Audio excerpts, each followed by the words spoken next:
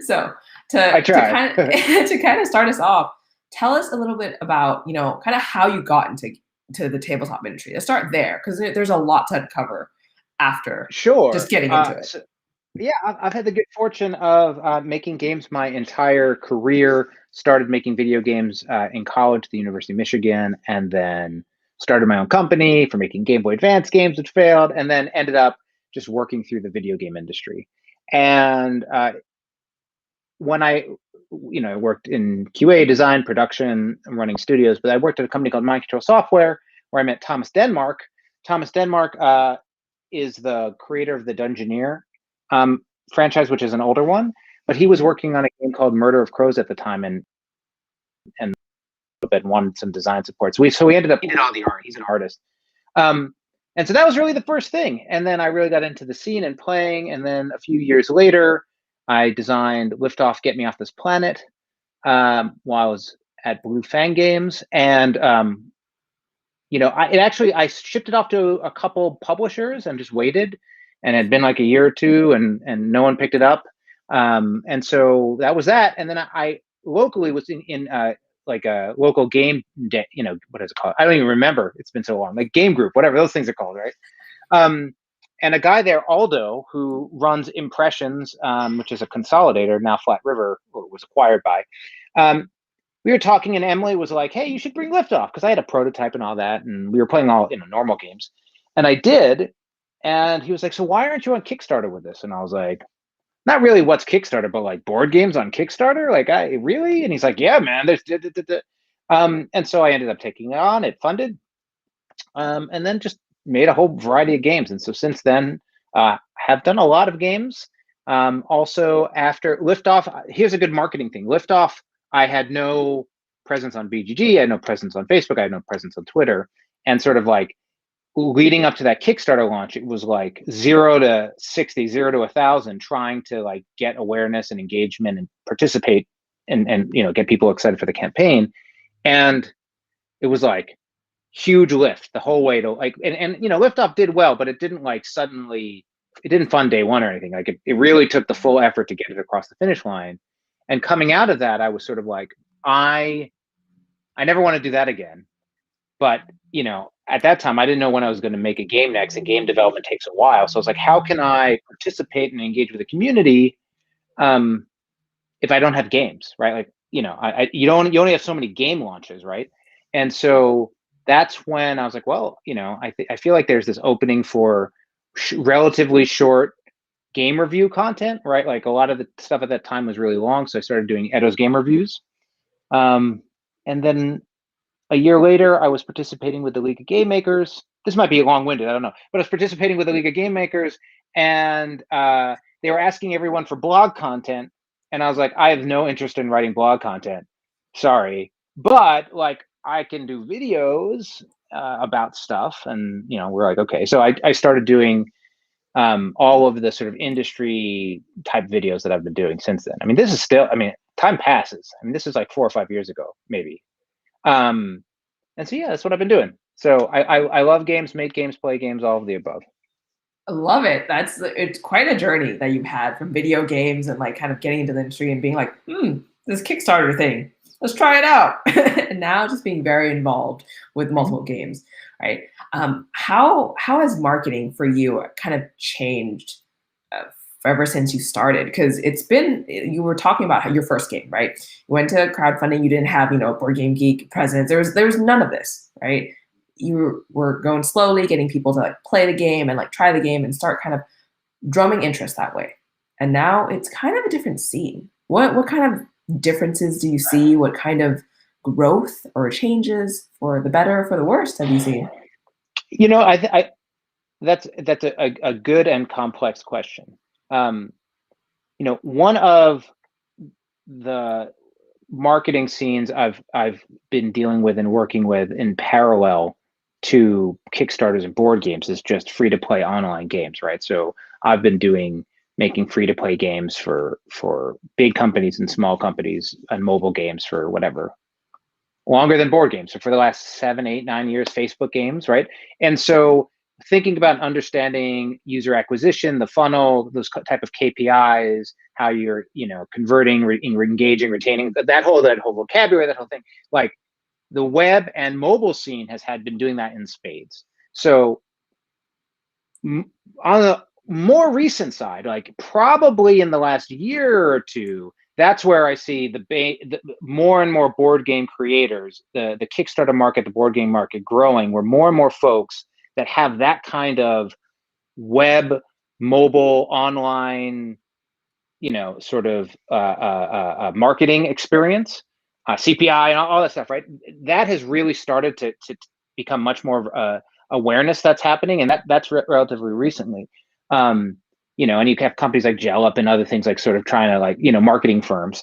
But like for me, in engaging in the market, the thing that's been, I think, so engaging and great about the Kickstarter and board game scene, right, is it started as it's very community driven, and it's very sort of social media, you know,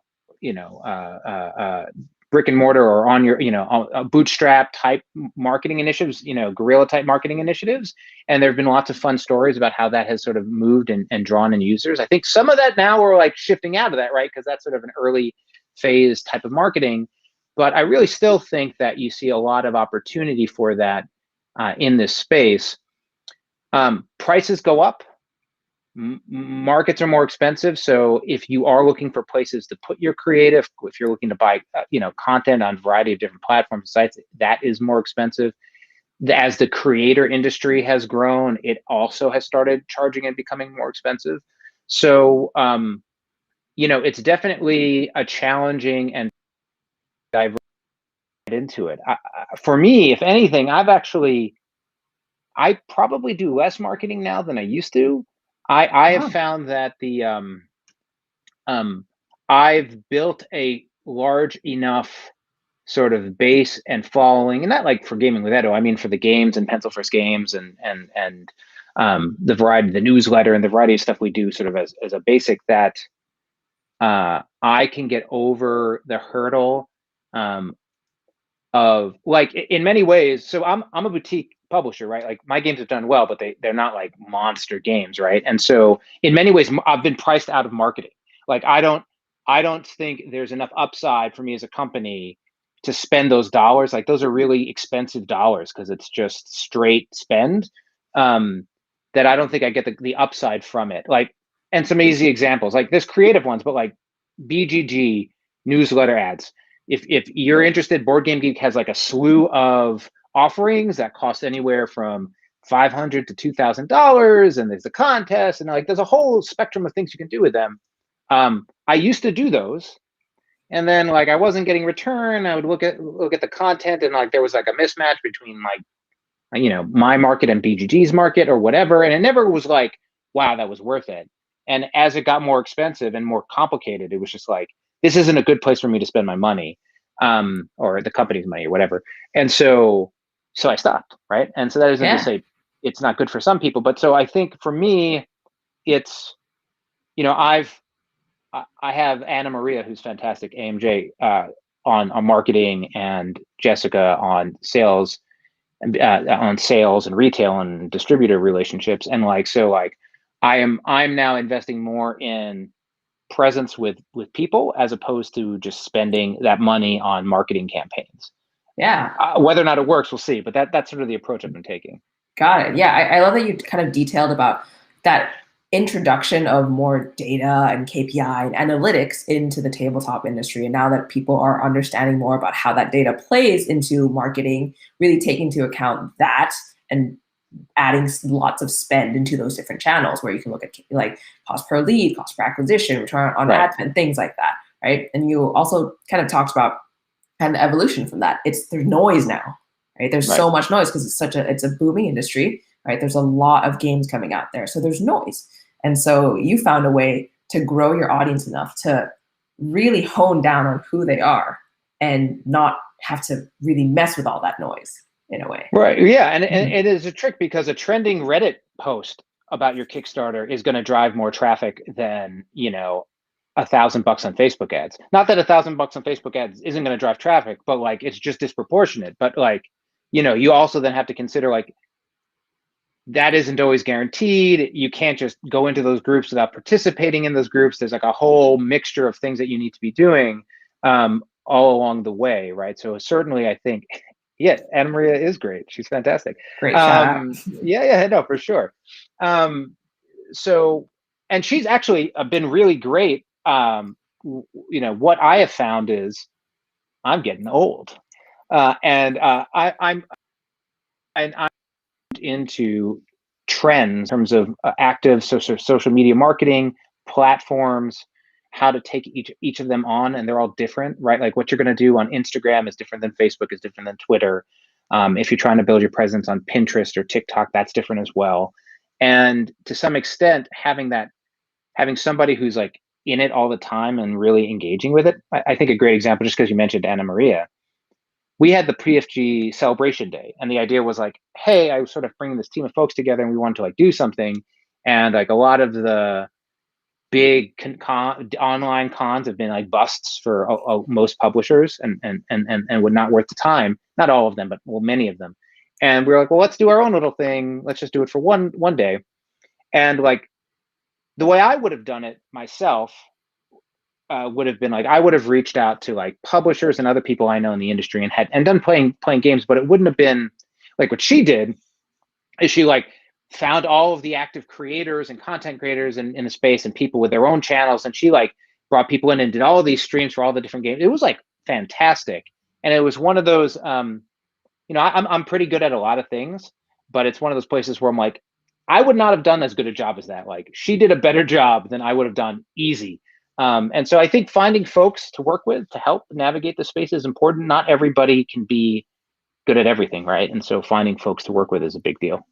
Yeah, that's a really good thing to bring up too. There's a lot of people think like, how do I do this? But rather sometimes you should think about like who can help me do this, right? Because like you mentioned, not everyone has that expertise. And sometimes as creators, as entrepreneurs, we get bogged down on the idea of we have to do it. How do I do this? How do I make this happen? But maybe it's, passing Yeah, off to someone with an expertise. and actually something really good, a good practice to do. I like to help people think about is like, I think many people are able to say what would a great execution be, right? Like I think, especially if you're in the space, they have an idea, they're seeing it, they're like, oh, this company did a really good job, or this execution was really good job. Like somebody's oftentimes able to describe what great looks like. And so sometimes it's better to describe what great is and then say, well, if I were going to do great, how would I do it? Could I do it? Do I need to work with somebody else to do it? Is this doing it? Right. And sort of taking it, not thinking about what you're trying to do, and not worrying so much about who does it, but just coming up with like, what would theoretically be an execution plan? Like you're like, well, I could theoretically come up with an execution plan if I had $10,000. Okay, well, that's good to know. Can you come up with a way to get $10,000? Like maybe you can't solve the execution, but you can solve the money part. That's just an example. But I do think oftentimes people have taste, they have perspective, they understand what fantastic looks like. They just sort of like get lost in like, well, I can't do it, or find folks to help you. Yeah, and I think this brings us to another point that you were talking about earlier too, which is kind of building up a publishing company, right? A lot of people think that launching a game, that's it. I've done it. I'm successful, right? But a lot of people don't know that after the launch, there's a lot of other things that you have to do, not only to market, find your continue to talk to your audience, but also build up a company, hire the right people, like what you're kind of doing, and working with the right people, what you're doing. What are kind of the things that, what are kind of the things that you had to really kind of learn and work through as you left your initial launch phases into the post-campaign build phases? Yeah, it's a good question. I think actually the first two videos. So I have a lot of video content that I'll still go back to. Somebody will comment on it or whatever. But like it's like the first couple videos I did this like 5 years ago. One was about like, so you want to make a game, and the other was like, so you want to run a Kickstarter. But both of them, in a sense, tie to a question which I think is the foundation of what you're saying, which is sort of like I ask this to people all the time. It's what do you want to be when you grow up, right? Like do you want to be a publisher? Do you just want your game out there? Do you want to be critically acclaimed? Do you want to make money? Like, what are you aspiring to have happen? And I think dialing into that starts helping answer some of those questions, right? Because potentially the answer is you don't need to worry about, like, potentially the answer is like, you just want your game in the world. The Kickstarter did that. Whatever. Don't worry about all those other people. Just print what you need. You don't have to print additional copies. Just move on, right? Or no, maybe you want to do all this. I think I had a little bit of a leg up in that, I knew Thomas from Murder of Crows, and so he was sort of, Murder of Crows was published by Atlas Games, but he was somebody who would like go and go to conventions, and like I live in Mountain View, the Bay Area of California, so like DungeonCon, PacificCon, KubaCon, those types of West Coast conventions. And he's an artist, so he would often have booths and stuff like that. So he was a good conduit into like, oh no, you can like have a small indie thing, pay $50, go to this place for a weekend and sell 20 copies. Like that is, you can do that to a certain scale. But the other, leg up, I guess, is that the guy who was like, you should run a quick Kickstarter was Aldo, and Aldo runs Impressions. And so you can reach out to Impressions or PSI or all these consolidators and have them pick up your titles. And a lot of them do. Some, as those two have been busy, they're now secondary and third ones that have third and fourth ones that have developed. But you find these consolidators, and they're going to take a cut of the money you would get selling to a distributor, selling to retailer. So it's like a really shrinking pie. But they can get your games into retail to some degree or another, right? So for me, Aldo, who had sort of participated and sort of elbowed me into doing the Kickstarter in the first place, he wasn't obligated to pick the game up, but like I'd sort of be upset if he would. So I was able to be in distribution. Now, Liftoff did not make a ton of money in distribution, and in fact, that project was underwater. But it just was a matter of getting into the industry, figuring things out, figuring out the next game, the next title, and sort of building on top of it. I found success by making games, right? Like it wasn't, I was not a marketing genius. I did not have lightning in a bottle. Liftoff was underwater. People liked it, but I had maybe 500, 600 copies that would sell over time. It wasn't like that suddenly was enough to run a company or anything. And I'm employed the entire time, right? Like none of this is like, I didn't like quit my job, and this is all hobby, right? But what happened was, like, I just kept making games, and the next game I did was the Siblings Trouble. That got some renown because it was part of Tabletop Deathmatch, but I think it funded on Kickstarter for 25, 30K. Didn't set the world on fire. Sold some copies. My next title, Gem Pact, like had a 10K funding, and it did like 12. I mean, it was like a brutal closeout to get that over the line, and it didn't set the world on fire. But like all of them allowed the cycle to continue again, and I like making games, so it was opportunity to make games. It wasn't until Herbaceous that I had a title that like got a reprint. So when eventually I do a expanded deluxe edition of Liftoff, but like from the Liftoff didn't have a reprint, Gem Pack Cards doesn't have a reprint, the Siblings Trouble doesn't have a reprint, Legendary Creatures doesn't have a reprint. It wasn't until Herbaceous that I had a title that it's not quite lightning in a bottle, but mixed those elements together really nicely enough that like it popped. And that was just enough so that it wasn't like literally it was always Kickstarter to Kickstarter. Like, hey, that 10K starting fund goes up and is back at 10K, do the next project goes up and is back, right? And it just sort of is steady. That was the first one where maybe that 10 turned to 15 or, like a little bit more there.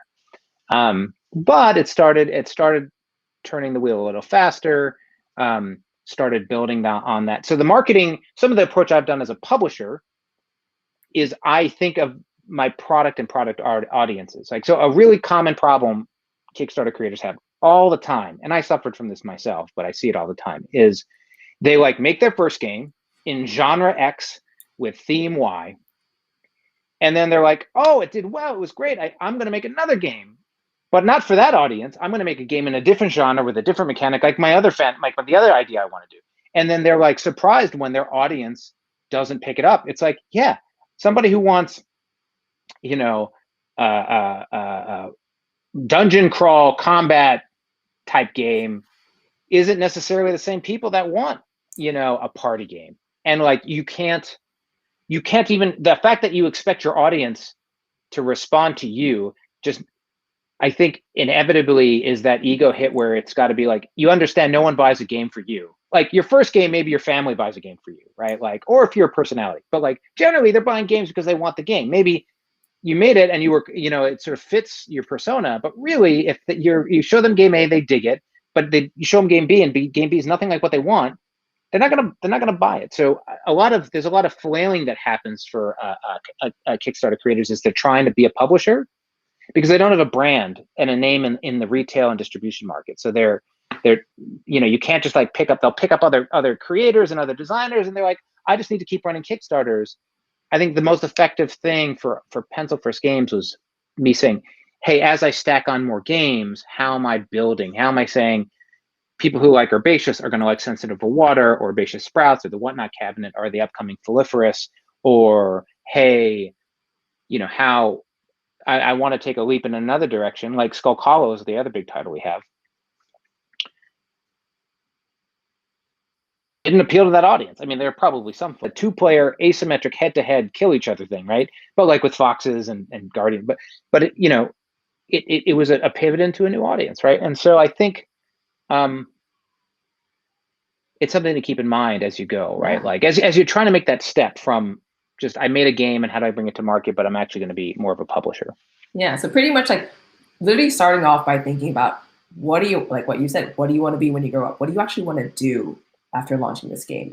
What is your idea? What is the goal? And your goal is to be a publisher. And so kind of worked backwards and thought about the different audiences that you have to, create games for and to and building off of each of the previous launches in a way, rather than kind of haphazardly spreading all your eggs in every single basket and not having anything kind of build off of one another in a way. Yeah, I would even highlight that idea to a small extent as being a little bit of a pitfall to say if you want to be a publisher, right? Like there's a pretty fun video where the Dice Tower did like 10 things we hate from designers, and I did a response video to that. But one of the topics that came up was designers who are trying to be publishers. And I think part of the distinction is generally speaking, when you talk about a publisher, a board game publisher, Pencil First Games is a board game publisher, but generally when you're talking about it, you're talking about an entity that is taking a variety of games from different designers, different look feels, and they're creating a slate and a product catalog, and they're a publishing house. Like I publish these authors, I publish these designers. Most Kickstarter creators, I find, aren't actually trying to do that. There are some, and actually some who do it really well. Chad Elkins from 25th Century Games is amazing at like doing all these. He does all the sorts of random project weird deals that I love. He's like, I saw this guy and he was doing this thing, so I said I could help. All that kind of like opportunistic in a good way things. But I think most Kickstarter creators honestly are saying, I want to make games. I want to make the games I love, and I want to be able to do it in, again and again and again, and set up a business entity that allows me to do that, which is called a publisher. But I think that's really about cultivating your tribe, figuring out how to build a consistent message, thinking about what your product stories are, thinking about what your brand stories are, and looking to connect, than necessarily just saying, how do I? Because like when I think most people don't want to become renegade. Like maybe you want to be that big size, but like that's not necessary. That's like it's a totally different thing than making your own game. So from here, like, what is your process, right? You talked about cultivating your fans, like building up your crowd. What kind of process do you personally go through that you can share with us all for this? Process, like say for like building up an audience before Kickstarter, or kind of mostly kind of your thought process of how to think about who your audience would be, and also how to like, hey, how am I going to brand Pencil First Games, for example? How am I going to brand this game under this bigger umbrella? Just kind of more higher level strategic thinking of how it's all done in a way. Yeah. Okay. So I think you can talk about the company and talk about the product. At the company level, what I've and do is, because I use pencil first game, it's still a hobby, but like I use it to, I love, like, what do I like? I like working with different people to make cool, fun stuff. And so pencil first games creates an opportunity to work with different designers, different art, different whatever, to make things together. And I'm more interested in making something than necessarily making the most money or the biggest success. An example of that, currently I'm working with Vincent Dutrait on a Hanafuda deck. A Hanafuda deck is this classic Japanese, it's the type of cards, it's like a Japanese style poker deck that Nintendo started making before they made video games, right? And I'm a big fan of it. I lived in Japan. I was a Japanese major in college. Like, there's a whole, but I'm super interested.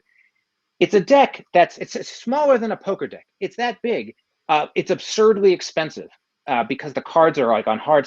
Like there's like no mark. It's like a small like this game is going to do. I am not expecting this thing to take over the world, but like it's cool, and I wanted to do it, and Vincent wanted to do it, so we're doing it, right?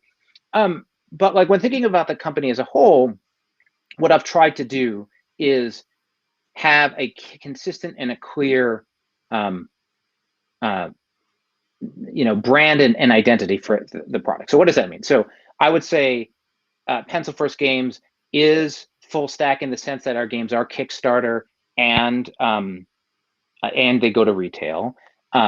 We go out of our way to have high quality communication and execution, starting with the Kickstarter. So I pride myself in Kickstarters that are run well. He's amazing. Well managed, good communication, responsive, delivered on time, and have built on that Kickstarter after Kickstarter, saying, yeah, if you back one of our Kickstarters, we're going to deliver. We're going to treat you, or we're going to listen to your problem. And like most of that is me just doing that. But it's I do instill it with other folks when Anna Maria or Jessica, whomever, it's like, hey, we're about good relationships with our backers and our partners, right? The next thing I think Pencil First Games are like, they're not all necessarily herbaceous beautiful. They're like different types of beautiful, but like I really love games that have fantastic visual execution and high component quality and sort of the product execution. And so I feel like anyone who buys a Pencil First Games, they might not like every one of them, but anyone who buys it and who has bought a previous one is like, I'm going to get something that a team of people made that is well crafted, well thought through, and intended. And if ultimately I don't like it, I might not, I can't tell you you're gonna love Foliferous or the Whatnot cabinet, like, or you liked herbaceous, well, you like herbaceous sprouts. Like, I mean, everyone's different. But like, that you spent 20 bucks, 25 bucks, 40 bucks, whatever it is, and like you didn't get a box with broken pieces in it or cardboard, that you're going to get that experience and that level of care and attention to detail. So I think as a company and a brand, those are the kinds of things that we can embody, because that spans all of our products, right? We can say customers are important, partners are important. We can say we care about our quality of our execution. We can do all that and continue to reinforce it. And then look for ways. So I did a video on OKRs, which are objectives and key results, but it's like a framework for thinking about how you want your business to run. And part of that is saying, like, what are some of our business objectives? And maintaining that quality is important. Engaging with the community is important. Growing the not only our audience, but the board game space. So we have objectives that aren't just, none of our objectives are, in fact, make a ton of money. The closest thing to that in our objectives for, say, the next year is help Herbaceous realize its potential. So like Herbaceous is still a title that's pretty much indie. But like we believe it's a title that could be as big as any other sort of casual all audience games, and so that's something we're continuing to invest in. In regards to a product, I think it's really important. Everyone should go through the exercise of thinking about who they're making their game for. Like what's their audience? It might, a lot of people, it's them, but like go a little bit further than that, right? Like what and that, because it seems like a demographic conversation or this conversation, some easy ways to start in the board game space is like, hey, what other games would somebody like? Then they'll also like my game, right? Like I'm doing a dungeon crawl, or I'm doing a Euro, or I'm doing this, and you're like, well, if you like Tori, the 100 Tori is a great example by Scott Caputo. It's sort of like, if you like Carcassonne, you probably like the 100 Tori. If you like this, you probably like this. Now, what is that doing? Well, it's helping you sort of establish where your product is, and there's a lot of interesting things that come out of that, which tie directly to marketing.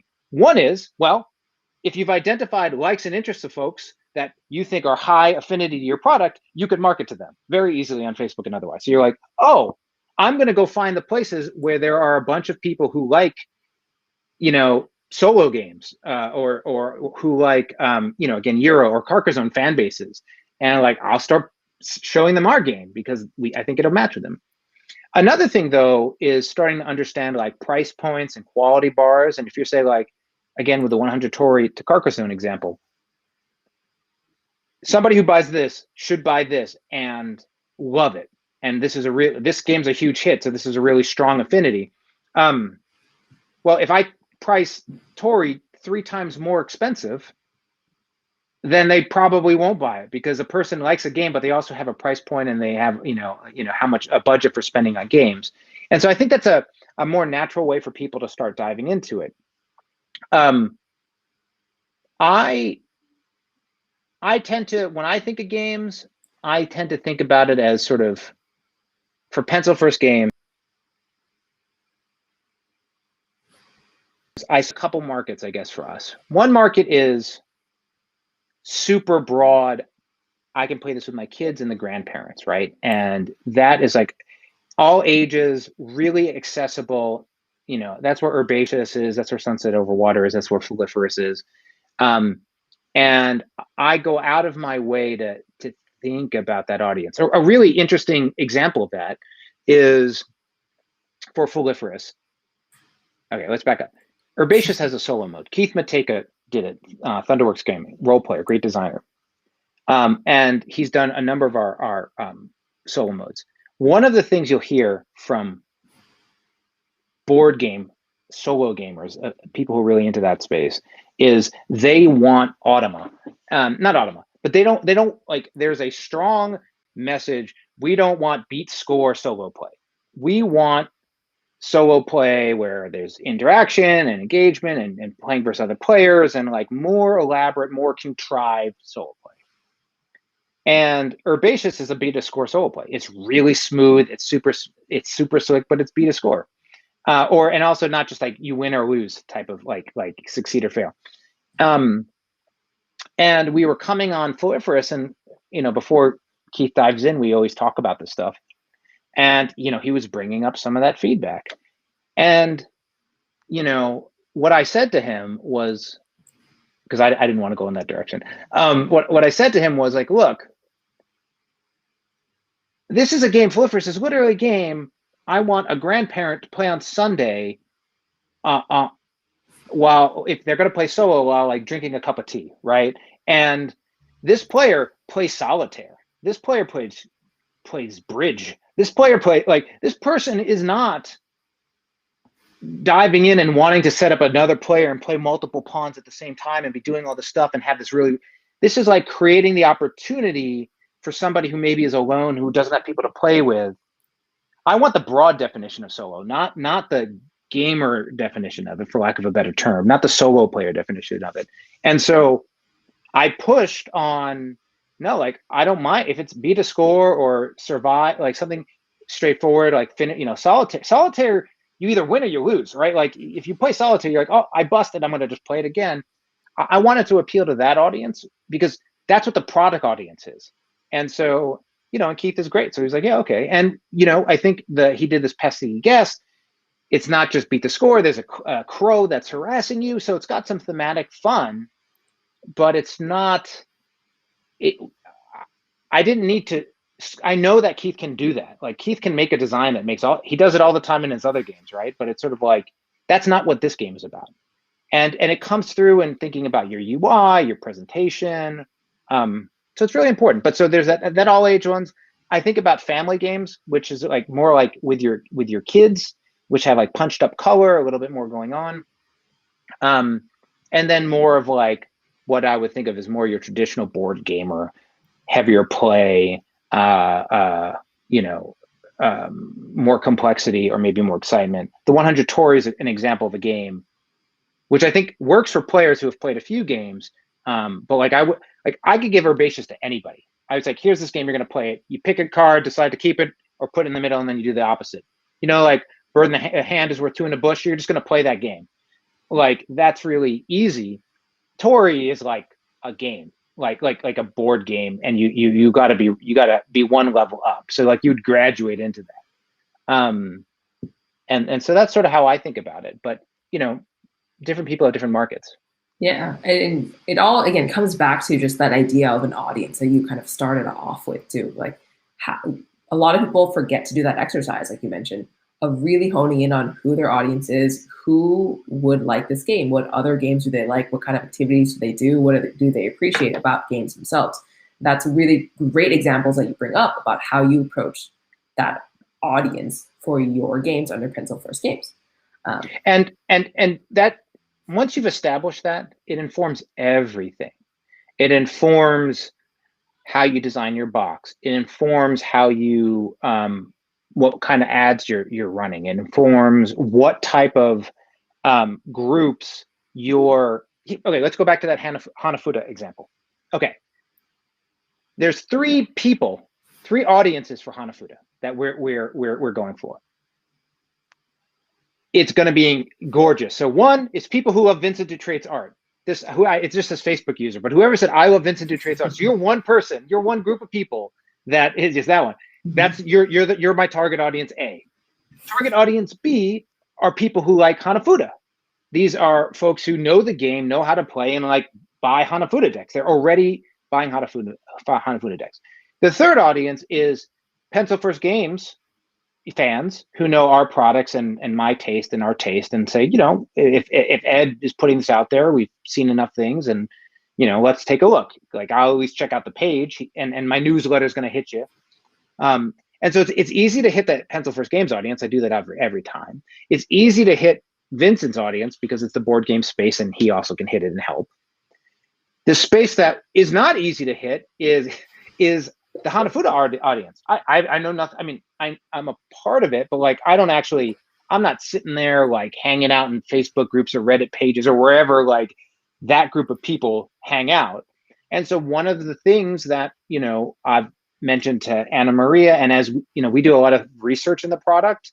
We do a lot of research on the product. And so when you're like looking up details, you bump into somebody's blog who does Hanafuda blogs, or you bump into something, and so I've asked her to start building a list of like what are all of the Hanafuda Facebook groups and what are all the Hanafuda this. So when we come out, I know those are the three audiences I want to hit, and the ones that are easy we're just going to hit easy, but the other one is going to be like, hey, and maybe how can I hit that audience? Finding out where they are. Maybe, you know, we've done all of this research on Hanafuda and all the art, and we interpreted it. So like maybe we write an article about it.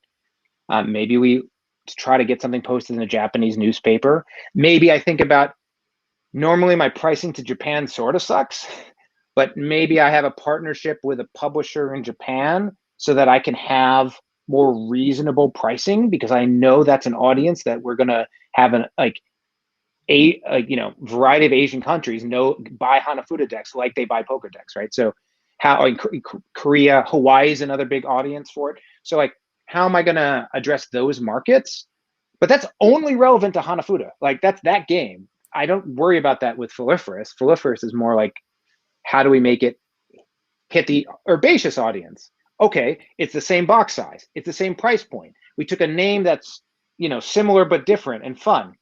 We said this game, we see this so much as like the spiritual sequel.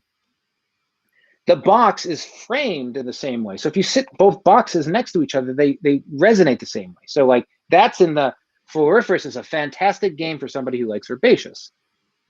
See, look, you know, we're trying to knock on those things, and you'll see advertisements for them. together from the team that made Herbaceous, things like that, to continue to reinforce and drive at that market, because there's the Pencil First Games market, there's the beautiful art market, and then there's the people who love Herbaceous market, right? And we definitely want to also be looking at that. Yeah, those are really, really great examples and great points that you bring up for each of those games, right? And the different markets and how you're kind of approaching kind of channel distribution, pricing for each of them, just by knowing your audience and doing that exercise of just really understanding like 3 core audience groups for yourself. So earlier you mentioned that, at the price point of some of the games that Pencil First Games has, right, advertising might not be the best channel for marketing, right? From here, what do you do? Like, what are kind of the next steps? How do you approach getting the word out and getting attention for games if you can't just throw money at the problem? It's a great question. If and when we are back to conventions and cons and all those things, I think those are really effective opportunities to do that. They're good for networking. They're good for players playing.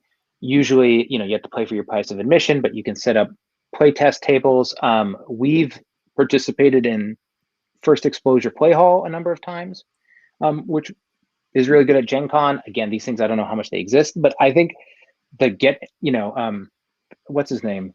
I always forget his name, and the name is Baked Apple Beer Games. I don't remember the guy's name. I forget his name.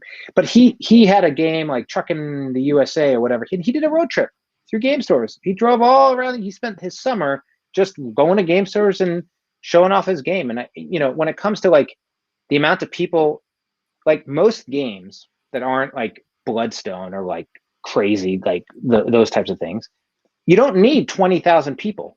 You're really only talking about 500, 600, 800 type backers to get going. And you can actually meet those people. You can actually, again, it's hard right now, but you can do that. So definitely like just putting in the legwork, I think helps. I think, again, looking at understanding the different community groups is important. Engaging them in participating. Again, if you don't have time to participate, but you have somebody else who can participate well for you, that counts. I think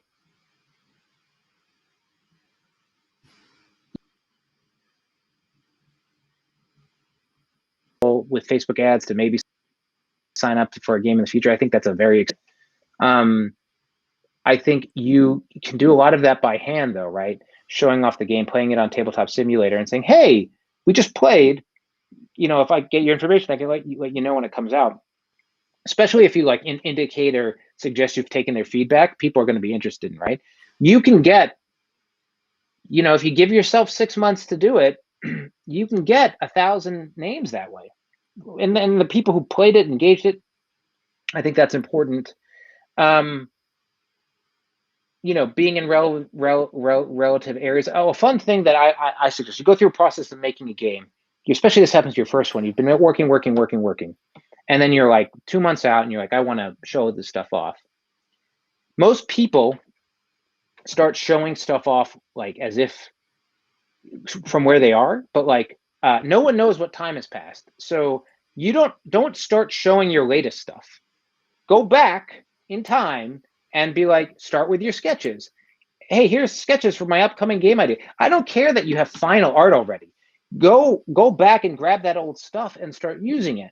One, because it'll quadruple your content available to you, but also by skipping all that and just realizing you need it now and starting now, you rob what is the typical opportunity for sharing and engagement in these communities, which is the time in which it's them sort of giving feedback and being aware and seeing it. It's much more interesting to support somebody where you see some of the steps they've gone through than somebody who appears out of the blue.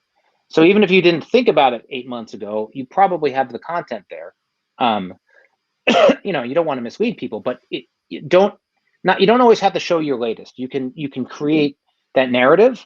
I think understanding your narrative as a creator is important. I mean, I'm sort of all over the place, but especially if it's your first time, that is still like a first time creator. Why should we support you type of thing? Core Quest is a great example of an incredible narrative where the narrative grabbed everybody. The art, like there's plenty of things when you look at that where it's not as AAA as everything else, but the narrative grabbed people. Yeah.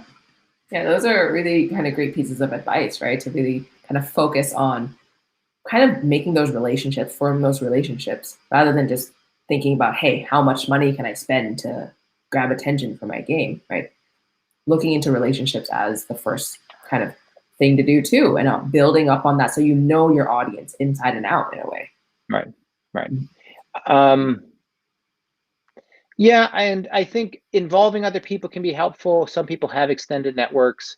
I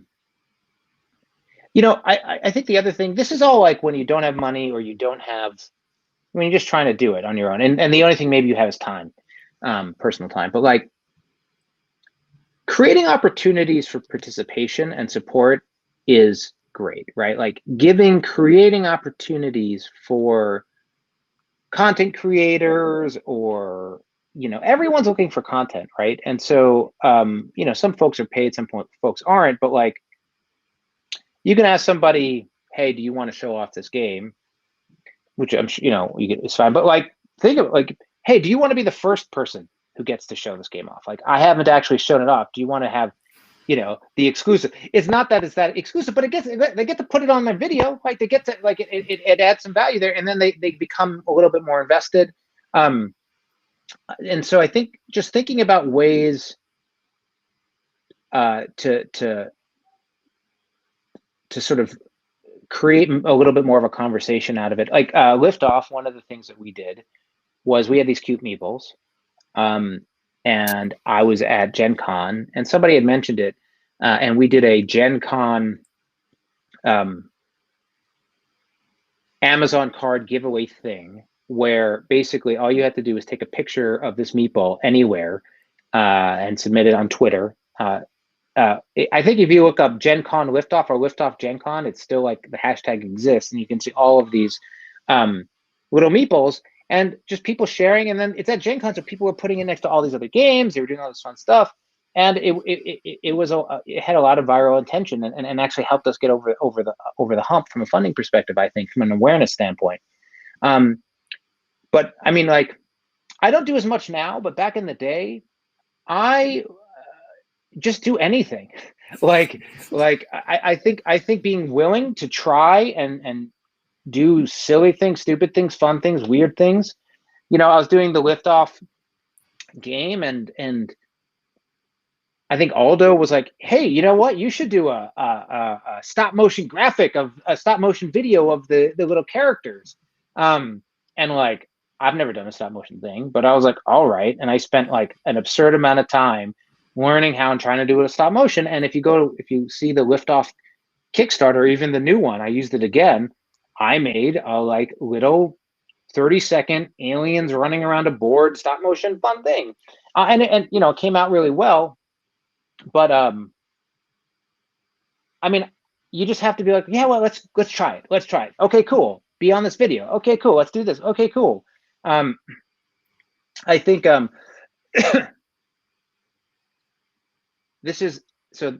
you would say this differently to different audiences. There is a huge wave of folks who are very adamant about getting paid for their time, not being sold exposure. Like people work hard, they should be compensated. And I support that, and I agree with that. And I really do think if something takes a person time, they should be compensated. Like I think it's like pretty basic to me. Having said that, my personal perspective is like everything I've accomplished in my entire career and all the good opportunities that have ever come from me personally have been when I've been willing to do something for the sake of helping somebody out, or doing it, or learning, or trying something new and gaining. And so there's a balance there. But like what I'm trying to say is, if you're the Kickstarter creator, not if you're the content creator, but if you're the Kickstarter creator, you should be willing to do anything. Like you should be willing to spend your time to support other channels, to do this, to do that, to like just not you have to be willing to get dirty. You have to be willing to spend time. Hey, help us out over here. And, like I've done so many times where I've bartered my time and expertise in one field for another. I told the story a long time ago for the siblings trouble. It was in this place where for many reasons, I had no way to get the art whatsoever. And I was like, just super depressed. And then finally, I was talking to like literally an international art outsourcer, like somebody who just professionally like does art outsourcing for companies. And I had worked with them in the past, and they were like talking to me about like they were trying to do a mobile game. They were trying to make a game, and they didn't know how to do it. And I was like, hey, well, look, how about this? How about I help you with that? I'll train your product manager, and I'll like give him good advice and teach him how to be a producer. Like and you just do these 200 pieces of art for me, and like we'll call it even. And we worked out all the details, but like being willing to help other people does create opportunities where they end up helping you. And so again, I think it's an interesting balance between that and feeling like you're taken advantage of. Like no one should feel taken advantage of on either side of it. But I just would emphasize that the more often two examples of this. For all my initial campaigns, whenever anybody backed, I messaged them directly with a personal message saying, hey, thanks for backing. I appreciate it. Your name, hope you like it in Cincinnati or something, right? And you can automate this. I know no one can like come and tell you exactly how to do all that. But like, I can't tell you how many of those people turned out to be people who are like, oh yeah, oh, and by the way, I have this channel. Or by the way, I run events at Gen Con. Or by the way, I do this. Oh, cool. And like it initiated a conversation. So like that was a super valuable to strangers that created this space.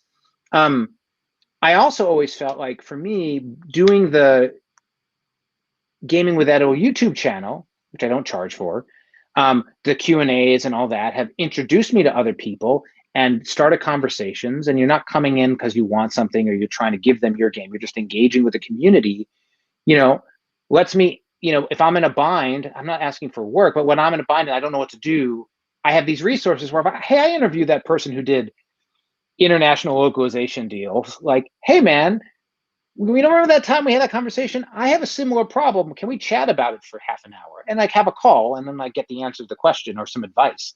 So I definitely feel being open with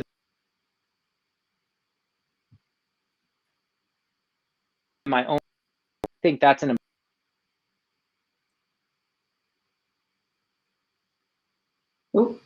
offer.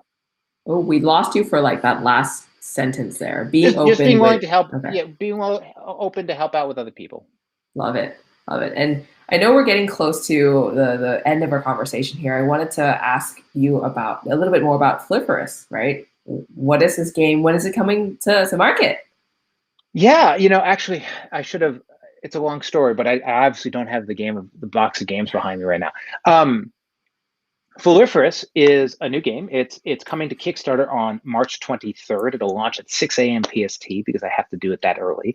But it's designed by Steve Finn, who's a fantastic designer, Dr. Finn's games, but he did Herbaceous and Sunset of Water and a bunch of also those other Pencil First games. Keith Mateko's back on solo, as I mentioned. We actually are working with Clementine Campardu, who is this amazing watercolor artist, and she actually did it all on paper, did all the flower art, and it's incredible, and it's very much in that line. If you're looking for a light, breezy, relaxing, fun game with like plays in 20 minutes, but has really interesting decisions, and you feel compelled as you go around the table, like all of that you find in Herbaceous, you find in Sunset Over Water. I think Flifer is a fantastic game to check out. You can look it up on BGG. You can go to the Pencil First Games community group, and there's tons of posts there. Or I think if you just go to pencilfirstgames.com, you can click on Fliferous and go get Kickstarter link to back it. But super excited, and it's just what day is it today? It is the 17th. 17th. So like just over a month away, 5 weeks away. Love it, love it. And I've also linked it in the message comments section of this video too for anyone's watching right now. Well, Again, really appreciate your time and you sharing. Someone said here, good advice being handed out today. I completely agree. This was really wonderful. I learned a ton of stuff. So thank you so much for your time and for being on with us today. Absolutely. And I would just say, like, in this channel, in this group, or otherwise, like, anyone's welcome to ask questions, right? Like, I think this community is great because people are willing to help each other be as successful as possible. And I certainly subscribe to that. Awesome. Love it. Thank you so much for your time. And I will see everyone later.